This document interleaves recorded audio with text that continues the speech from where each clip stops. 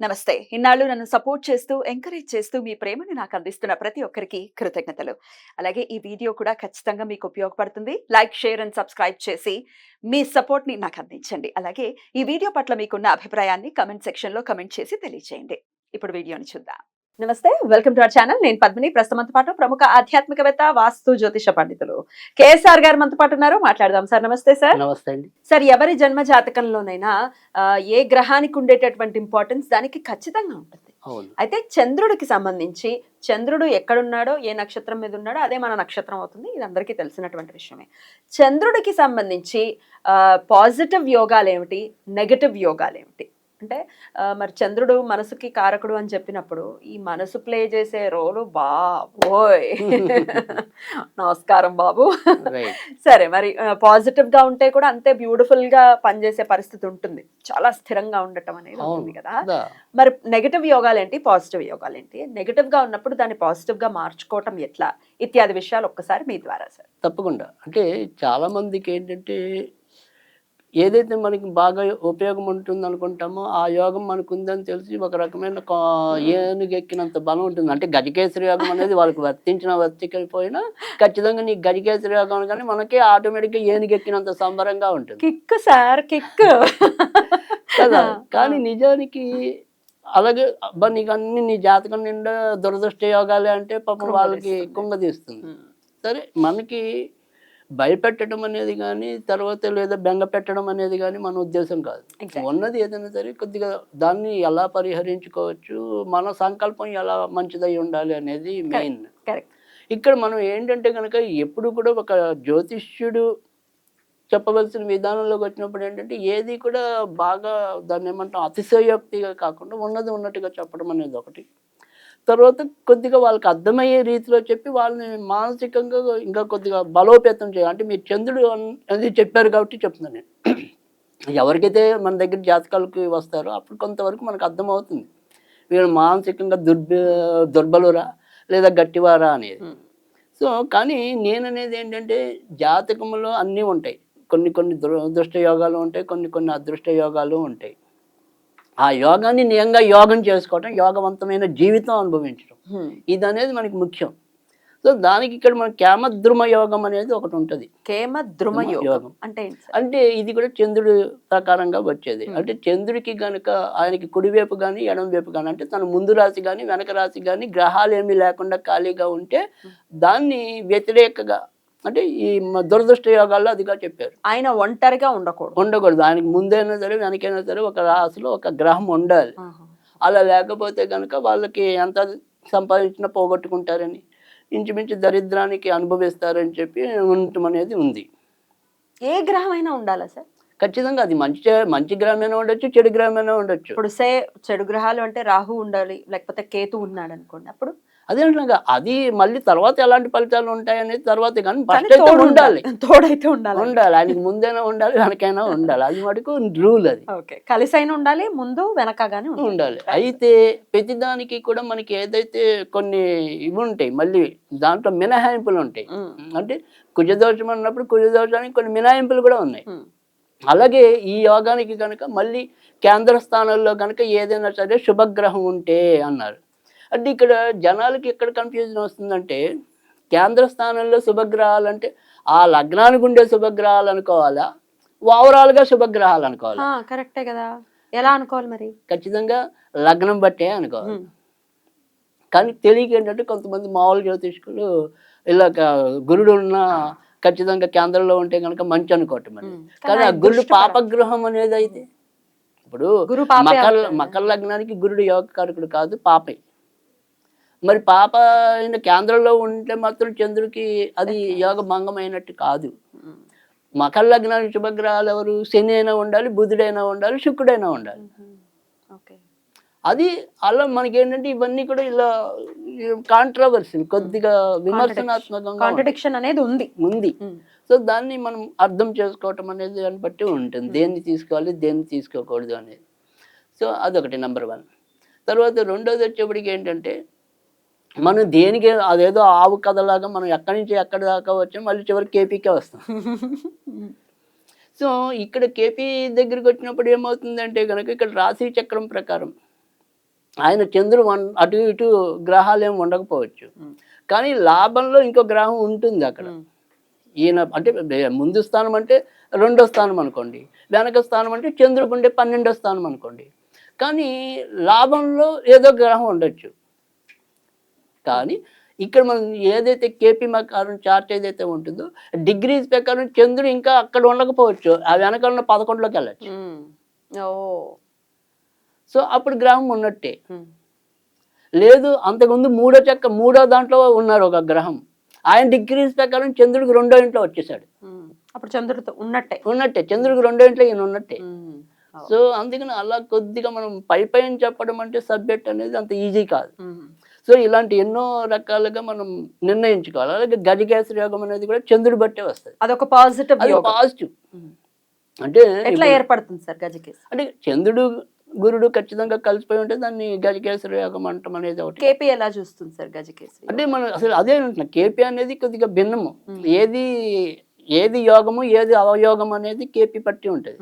అంటే మీ గజకేసరి యోగం అనేది ఉన్నా ఒకసారి ఫలించకపోవచ్చు. ఎందువలన? ఎందుకంటే చంద్రుడికి ఈ యొక్క ఎవరైతే గురుడు ఉన్నారు కదా, ఉండడానికి వాళ్ళిద్దరూ ఒకే ఇంట్లో ఉన్నప్పటికీ కూడా ఇందాక చెప్పుకున్న డిగ్రీస్ ప్రకారం వీళ్ళు వేరు వేరు రాసుల్లోకి అయిపోయారు అనుకోండి, డిస్టెన్స్ కూడా ఎక్కువ ఉంది, ఫలించదు కదా. తర్వాత రెండోది వచ్చేప్పటికి ఏంటంటే ఇక్కడ చంద్రుడు వచ్చేప్పటికి పరిపూర్ణంగా చెడ్డ నక్షత్రంలో కానీ, గురుడు కానీ పరిపూర్ణంగా చెడ్డ నక్షత్రంలో కానీ ఉన్నారనుకోండి, ఆ యొక్క రాశి లగ్నాలకి అది కూడా వేస్ట్ అవుతుంది.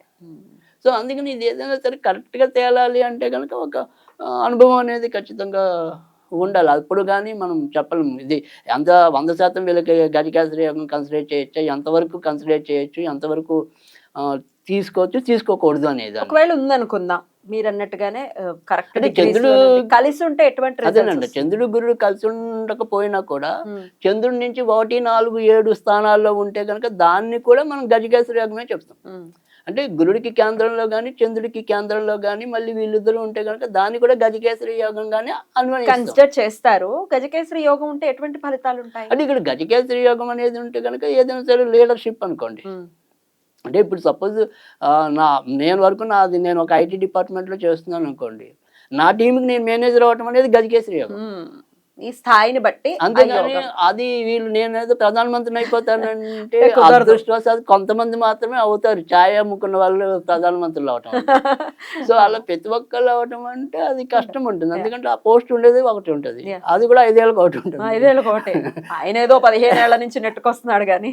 సో అందుకని మనం ఎలా అన్వయించుకోవాలంటే గజకేసరి అంటే ఏం లేదు, అందరిలోనూ మనం కీర్తి ప్రతిష్టలు పొందటం, అందరికంటే కొద్దిగా ఉన్నతంగా ఉండటం అనేది మనం చూసుకోవాలి. లీడర్షిప్ క్వాలిటీ లీడర్షిప్ క్వాలిటీస్ అనేది ఖచ్చితంగా ఉంటాయి. ఆ లీడర్షిప్ క్వాలిటీస్ తో పాటుగా 10 మంది మనం నెత్తినెట్టుకోవటం. సో 10 మంది మీద మనం పెత్తనం చెలాయిస్తున్నాము అంటే కనుక ఖచ్చితంగా మనం గజకేసరి యోగంలో ఉన్నట్టే. సో అది ఆ రకంగా మనం కన్సిడర్ చేయటం అనేది ఉంటుంది. అది గజకేసరి యోగం అనేది. అలాగే మనం ఏదైనా ఇందాక చెప్పుకుంటే కేమద్రుమ యోగం, ఇవన్నీ కూడా మనం భయపడకపోవటం అనేది మనకు ఆ రాసి వాటిని కరెక్ట్గా అనలైజ్ చేయడం అనేది ఇంపార్టెంట్. ఎగ్జాక్ట్లీ. అయితే ఈ పాజిటివ్ ఎలాగో మంచి రిజల్ట్స్ పక్కన పెట్టేద్దాం, కానీ నెగటివ్ నుంచి బయటపడాలంటే ఎటువంటి రెమెడీస్ అవసరపడతాయి? అంటే తప్పకుండా, ఎందుకంటే ఎవరికైనా సరే మనం చూసేంత వరకు ఏంటంటే ఈ గజకేసరి యోగం కానీ ఇంకో యోగం కానీ వీళ్ళకి ఎప్పుడు అది యోగంగా అవుతుంది అవ్వదు అనేది చూడటం అనేది. అంటే మనం ఆ విశ్లేషణ పద్ధతి అనేది కుదరాలి మెయిన్. అంటే ఇప్పుడు సపోజ్ మనకి పాత ఏవైతే వీటన్నిటిని కూడా కొన్ని పాత పుస్తకాలు ఏవైతే ఉంటాయో, ఉత్తరకాలామృతం అని చెప్పి, తర్వాత మాధవీయం అని, ఇలా బోలెని గ్రంథాలు ఉన్నాయి మనకి. అది ఇక్కడ ఏమైంది అంటే కనుక అష్టమాధిపతి సప్తమాధిపతి పరివర్తన అనేది ఉంటుంది, ఉంది అనుకుందాం. వాళ్ళు ఏమి రాశారు ఉత్తరకాలామృతం ప్రకారమా? అసలు పాత గ్రంథాలు ఇలాంటి ఉత్తరకాలామృతం, తర్వాత మీరు చెప్పింది అది ఇలాంటి వాటిలో ఏమన్నారంటే, అంటే వాళ్ళు ఏంటంటే గ్రాంధిక లాంగ్వేజ్ లో రాస్తారు. సో దాన్ని మనం ఎలా అర్థం చేసుకోవాలి అనేది చూడాలి మనం. అంటే ఇక్కడ ఏదైతే అష్టమాధిపతి సప్తమంలో కానీ సప్తమాధిపతి అష్టమంలో కానీ ఉంటే అనేక మందితో రమించబడును అని ఇచ్చారు వాళ్ళు గ్రాంధిక భాషలో.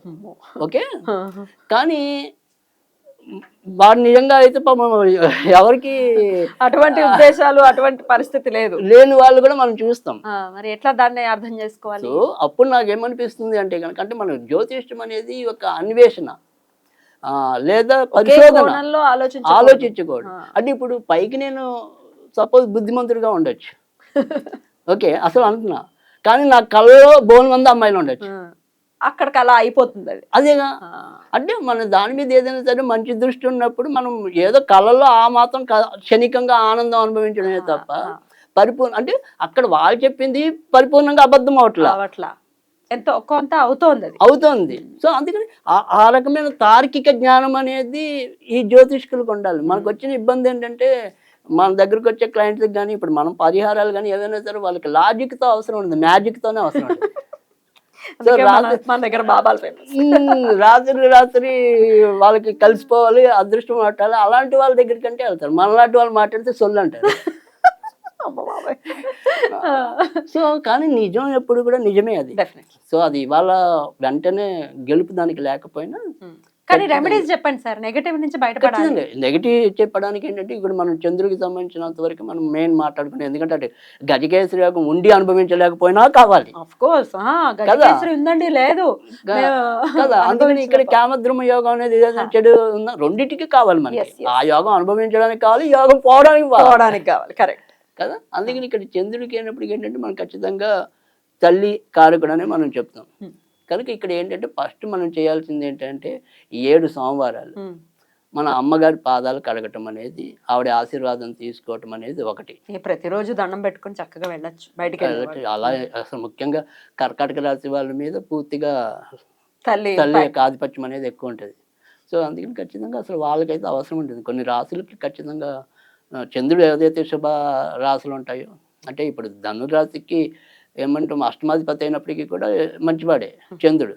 అందుకని ధనురాశి వాళ్ళు కానీ తర్వాత మీన రాశి వాళ్ళకి చాలా అవసరం. పంచమాధిపతి వాళ్ళ పంచమ స్థానమే కర్కాటకంలో పడుతుంది. సో అందుకని మీన రాశి వాళ్ళకి కావాలి. తర్వాత వృశ్చిక రాశి వాళ్ళకి అదృష్టకారకుడే చంద్రుడు. సో అందుకని వృశ్చిక రాశికి కావాలి, వాళ్ళకి తల్లే కదా. అందుకని ఇలా కొన్ని రాశులకు మంచి ఇవ్వటం అనేది యోగం. వ్యయాధిపతి అయినా కూడా సింహరాశికి మంచిది. సో అందుకని సింహరాశి వాళ్ళకి కూడా అవసరం ఉంటుంది. ఇంకా కర్కాటక వాళ్ళే అది కదా, అందుకని వాళ్ళకే తప్పదు. సో అందుకని ఇన్ని రాశుల వారికి అయితే కనుక ఖచ్చితంగా చంద్రుడితో అవసరం ఉంది, అంటే తల్లితో అవసరం ఉంది. అందుకని తల్లిని బాధ పెట్టకుండా చూసుకోవటం అనేది వీళ్ళ యొక్క కర్తవ్యం. అయితే మనకి ఇవాళ వచ్చినప్పటికీ ఏంటంటే తల్లే మమ్మల్ని బాధ పెడితే ఏం చేయాలని బాధపడేవాళ్ళు లేకపోలేదు. చాలా ఆశ్చర్యం అసలు తల్లి బాధ అంటే మనకి అదే అర్థమవుతుంది. మనం ఏంటంటే చిన్నప్పుడు ఏం నేర్చుకుని ఏం విని వచ్చామంటే కనుక తల్లికి అందరూ ఒకళ్ళే, బిడ్డలందరూ సమానమే అంటారు. కానీ అది వాస్తవంలో మనకు కనబడదు. ఒక్కొక్కసారి కొంచెం డిఫరెన్సెస్ ఉంటాయి ఖచ్చితంగా. ఎందువల్ల అంటారు? అదే నేను అనేది. అందుకే ఆ చంద్రుడు వీళ్ళకి ఎక్కడ ఉన్నాడు అనేది, ఆ తల్లి సుఖం వీళ్ళకి ఎంతవరకు ఉంది, ఆ ఇంపాక్ట్ చూపిస్తుంది. తల్లి వీరికి శత్రువు అవుతున్నాడా, మిత్రుడు అవుతున్నాడా? యాక్చువల్ గా తల్లి అలా ఉండదు, ఈ గ్రహం ఇట్లాంటి ఇంపాక్ట్ ని చూపిస్తుంది. మనం ఏదైనా సరే జ్యోతిష్యంతో అన్వయించవచ్చు. జ్యోతిష్యం చెప్పలేనిది ఉండదని మనం గతం వీడియోలో కూడా మనం చెప్పుకున్నాం. సో ఇక్కడ మనకి అందుకని చంద్రుడు కాబట్టి తల్లిని ఆశీర్వదించి 7 వారాలని సోమవారం తల్లి యొక్క పాదాలు కడిగి ఆశీర్వాదం తీసుకోవటం అనేది నెంబర్ 1. లేదు అంటే కనుక మీకు వంశపారిపర్యంగా, లేదా మీకు ఖచ్చితంగా ఆమె రజక స్త్రీ అని తెలిస్తే కనుక